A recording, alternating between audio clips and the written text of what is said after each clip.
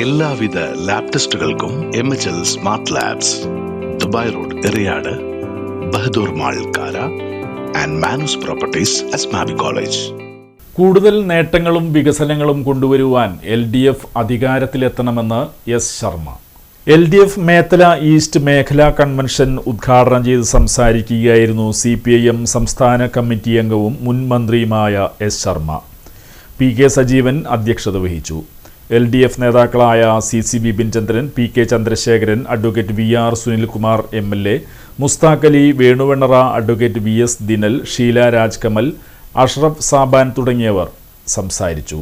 സ്ഥാനാർത്ഥികളായ KK Radhakrishnan, MS Vinayakumar, PA Johnson, Rasoja Haridas, Manjula, Sini, Shaibi Joseph എന്നിവർ കൺവെൻഷനിൽ സംബന്ധിച്ചു.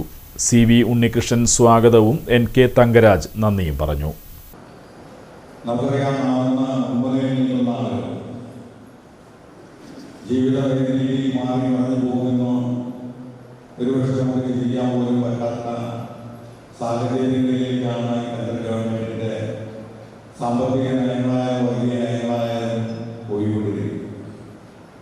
അത്തരം സാഹചര്യങ്ങളെല്ലാം പ്രതിരോധിക്കപ്പെടേണ്ടതായിട്ടുണ്ട് എന്നുള്ളത്.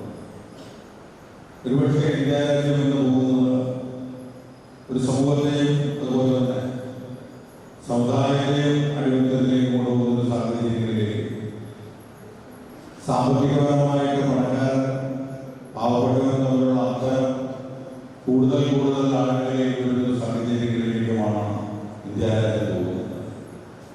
ആർക്കു വേണ്ടിയാണ് ഇന്ത്യ മോദി ഭരിക്കുന്നത് എന്ന് ചോദിച്ചാൽ സവർണ ഫാസിസ്റ്റുകൾ അതുപോലെ തന്നെ തീവ്ര മുതലാളിമാർക്ക് വേണ്ടി മാത്രമാണ് ഇന്ത്യയെ ഭരിക്കുന്നത്.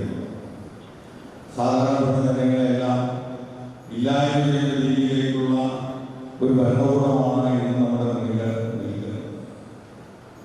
തീർച്ചയായിട്ടും തിരിച്ചറിഞ്ഞുകൊണ്ട് പോകേണ്ടതായിട്ടുള്ള കാര്യമാണ്.